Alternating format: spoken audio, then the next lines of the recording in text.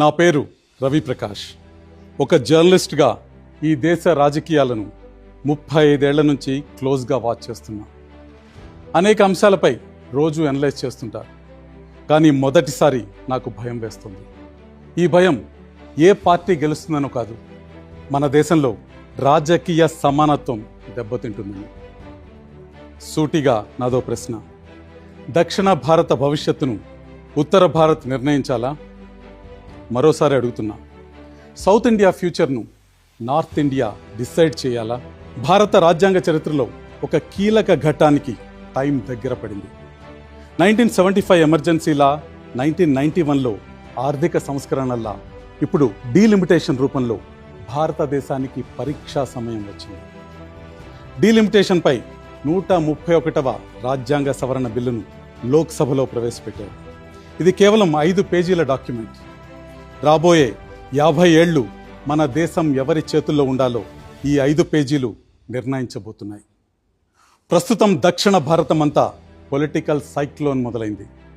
Telangana, Andhra Pradesh, Tamil Nadu, Kerala, Karnataka alert అయిపోయాయి. అలాగే west Bengal, Punjab కూడా మనతో గొంతు కలుపుతున్నాయి.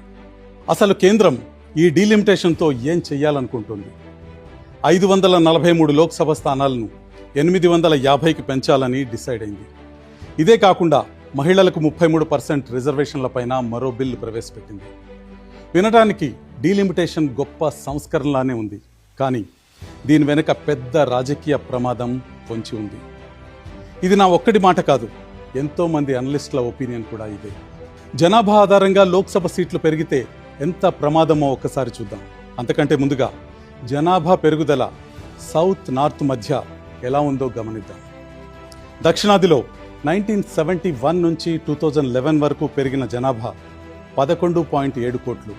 కానీ అదే సమయంలో ఒక్క యూపీలోనే పెరిగిన జనాభా 11.15 కోట్లు. అంటే 5 రాష్ట్రాలు కష్టపడి జనాభాను నియంత్రిస్తే ఒక్క రాష్ట్రం పెంచిన జనాభాతో అది సమానమైపోయింది. ఇప్పుడు సీట్ల పంపిణీ జనాభా ప్రాతిపదికన జరిగితే దక్షిణ భారత్ వాటా 24% నుంచి 20%కి పడిపోతుంది. ఉత్తర భారత్ వాటా 33% నుంచి 38%కి పెరుగుతుంది. దీని అర్థం ఏంటి? దక్షిణ భారత్ మద్దతు లేకున్నా కేవలం ఉత్తరాది ఓట్లతోనే ఢిల్లీలో చక్రం తిప్పొచ్చు. అసలు దక్షిణ భారతం ఏం తప్పు చేసింది? కేంద్రం చెప్పినట్టు జనాభాను నియంత్రించటం తప్ప? అక్షరాస్యతలో దేశానికి ఆదర్శంగా నిలిచింది. ఆర్థికంగా ఎదిగి దేశానికి ఎక్కువ పన్నులు కడుతుంది.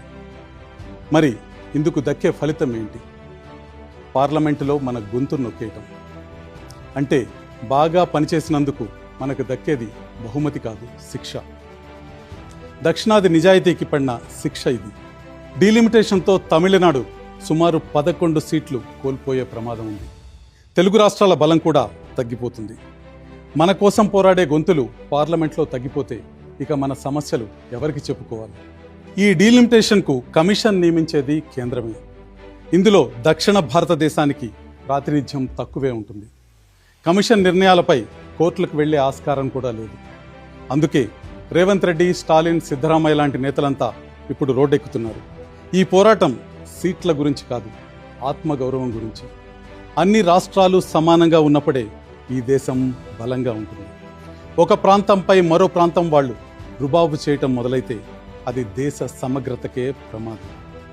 దక్షిణ భారత పౌరులుగా మనమందరం ఆలోచించాల్సిన సమయం వచ్చింది. ఇప్పుడు కనుక మౌనంగా ఉంటే చరిత్ర మనల్ని క్షమించదు. జై హింద్.